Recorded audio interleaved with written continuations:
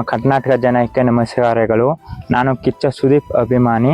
ತಾಳವಾಡಿ ತಾಲೂಕು ದೊಡ್ಡಗಾಜನೂರಿನ ಗ್ರಾಮದಲ್ಲಿ ನಾನು ಚಿಕ್ಕದಾಗಿ ವಾಲ್ಮೀಕಿ ದೇವಸ್ಥಾನ, ಸುದೀಪ್ ದೇವಸ್ಥಾನ, ಮದಕರಿ ದೇವಸ್ಥಾನವನ್ನು ನನ್ನ ಮನೆಯಲ್ಲಿ ಚಿಕ್ಕದಾಗಿ ಅಭಿಮಾನಿಗಾಗಿ ನಾನು ದೇವಸ್ಥಾನ ಕಟ್ಟಿದ್ದೀನಿ.